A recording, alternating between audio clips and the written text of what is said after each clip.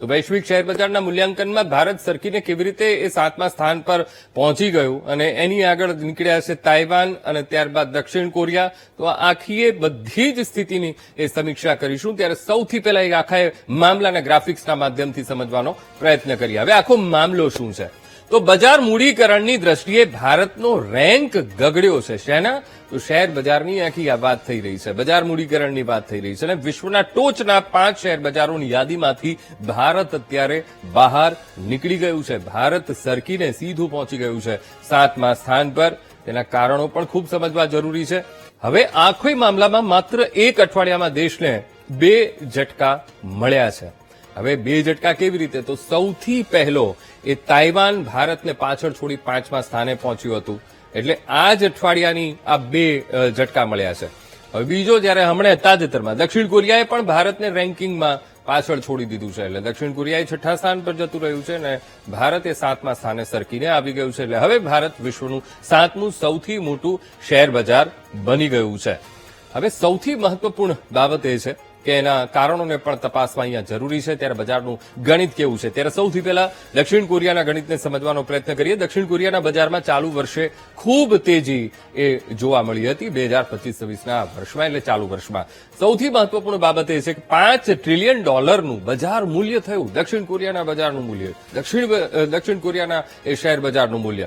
અને સાથોસાથ દક્ષિણ કોરિયાની શેર બજારના સૂચકાંકમાં આ મોટી છલાંગ જોવા મળી રહી છે અને એટલા માટે તે 6થા સ્થાન ઉપર પહોંચ્યું અને ભારત સીધું 7મા સ્થાન પર સરક્યું છે. હવે આ વર્ષે લિસ્ટેડ કંપનીઓનું કુલ બજાર મૂલ્ય એ 86% એ વધી ગયું છે. હવે કેવી રીતે એના એ બજારને એ બળ મળ્યું છે? આ એના કારણો છે. સાથોસાથ લિસ્ટેડ કંપનીઓનું કુલ બજાર મૂલ્ય $5 ટ્રિલિયન સુધી એ પહોંચી ગયું. એટલે આટલું બળ મળ્યું છે અને ધક્કો મળ્યો છે ને એટલા માટે આ પરિણામો તેના દેખાઈ રહ્યા છે. સાથે કેનેડા, જર્મની, બ્રિટન અને ફ્રાન્સ જેવા મુખ્ય બજારોને તેણે પાછળ છોડી દીધા છે અને દક્ષિણ કોરિયા આગળ નીકળી ગયું છે. તો આ છે એ દક્ષિણ કોરિયાના બજારનું ગણિત. પણ હવે ભારતની સ્થિતિની પણ સમીક્ષા કરવી એટલી જ જરૂરી છે. તો ભારતીય શેર બજારનું કુલ મૂલ્યાંકન લગભગ $4.8 ટ્રિલિયન અત્યારે એ થઈ ગયું છે. ક્યાં? તો શેર બજારનું આ કુલ મૂલ્યાંકન છે. સાથોસાથ જેના કારણે શું થયું કે ભારત વૈશ્વિક રેન્કિંગમાં 6થા સ્થાનેથી એ 7મા સ્થાને સરક્યું છે. પણ હવે એના ચોક્કસ કેટલાક કારણો પણ છે જેના કારણે આ સ્થિતિ આવીને ઉભી છે.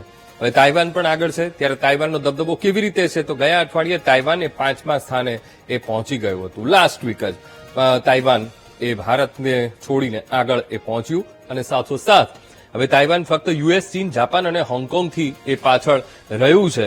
ત્યારે એ પણ નંબર્સને આગળ મેળવવા માટે તમામ પ્રયત્ન અત્યારે તાઇવાન તરફથી પણ જોવા મળી રહ્યા છે.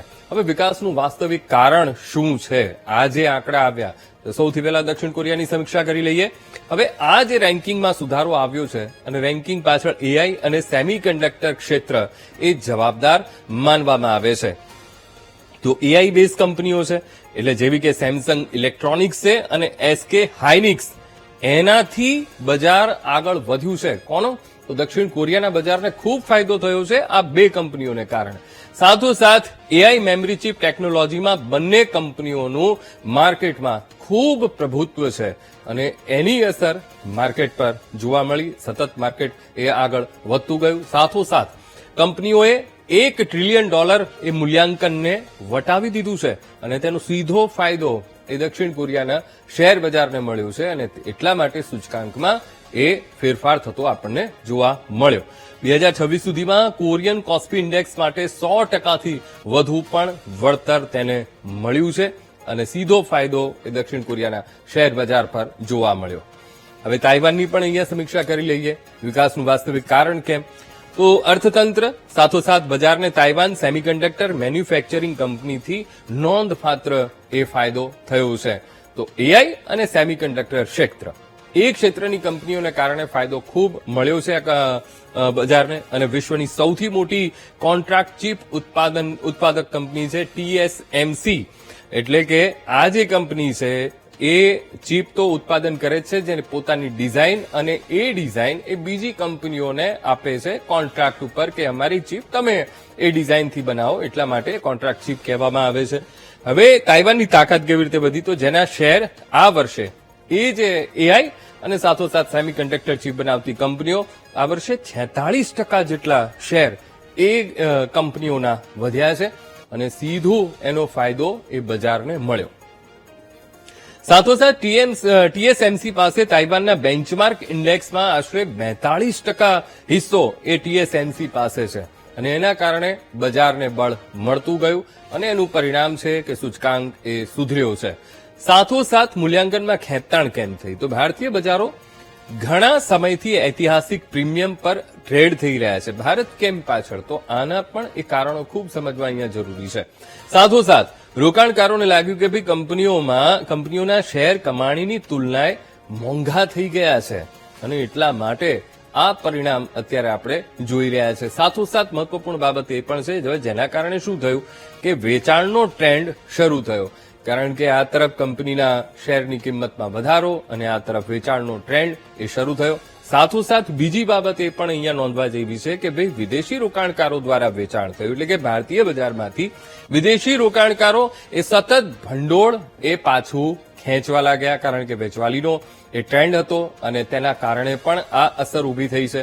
સાથોસાથ ભારે વેચાણને કારણે બજારમાં ઘટાડો નોંધાયો, બજાર ઘટતું એ જોવા મળ્યું અને તેના કારણે સૂચકાંકમાં પણ તેની અસર જોવા મળી.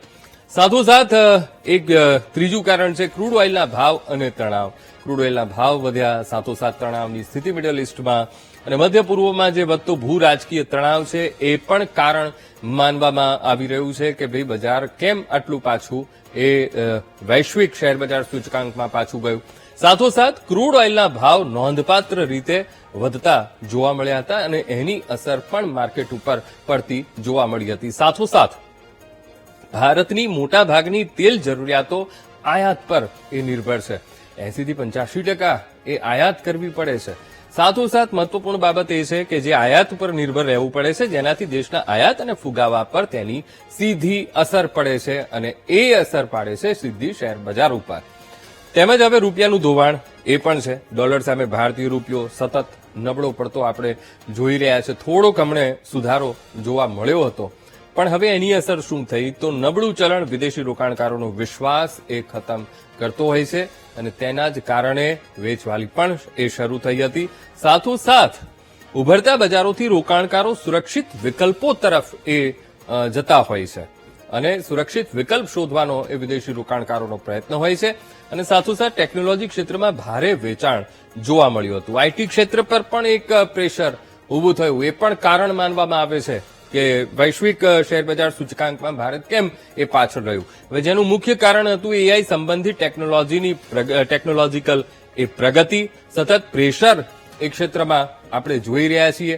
સાથોસાથ મહત્વપૂર્ણ બિંદુ એ પણ છે કે જૂની સિસ્ટમોને બદલવા અંગે ઉદ્યોગની ચિંતાઓ પણ છે, કારણ કે બદલાવ પણ એ લાવવો છે, જૂની સિસ્ટમને છોડવી છે, નવી સિસ્ટમને અપનાવવી છે, તો એ અંગે પણ ઉદ્યોગો પર એક પ્રેશર. સાથોસાથ અર્થવ્યવસ્થાના મોરચે મજબૂત ભારત. આ બધા જ વચ્ચે અસલી અર્થવ્યવસ્થાના આકારમાં ભારતનું બજાર એ ખૂબ મોટું છે, ભારતનું બજાર એ ખૂબ મજબૂત છે. કેમ? તો સૌથી મહત્વપૂર્ણ બાબત એ છે કે આઈએમએફ અનુસાર ભારતની જીડીપી $4.15 ટ્રિલિયન એ નોંધાઈ છે અને તેના જ કારણે ભારતનું બજાર આપણને મજબૂત જોવા મળી રહ્યું છે. દેશનું બજાર મજબૂત છે, અર્થવ્યવસ્થા મજબૂત છે. હવે જ્યારે દક્ષિણ કોરિયાની વાત કરીએ તો એકચ્યુઅલમાં દક્ષિણ કોરિયાની તો જીડીપી $1.93 ટ્રિલિયન છે, પણ ફાયદો તેમને શેર માર્કેટમાં એ મળી રહ્યો છે તેમના બજારને, કારણ કે એઆઈ બેઝ કંપનીઓ છે, સેમિકન્ડક્ટર ચીપ બનાવતી કંપનીઓ છે, તેનો સીધો ફાયદો તેમને મળી રહ્યો છે બજારમાં. પણ ભારત અહીંયા વિશ્વની સૌથી ઝડપથી વિકસતી મુખ્ય અર્થવ્યવસ્થાઓમાંની પણ એક ભારત છે, એટલે આ મજબૂત સ્થિતિ છે અને એ સ્થિતિમાં ભારત ધીરે ધીરે આગળ વધતું આપણને જોવા મળશે. સમાચારમાં આગળ વધીએ પહેલા લઈએ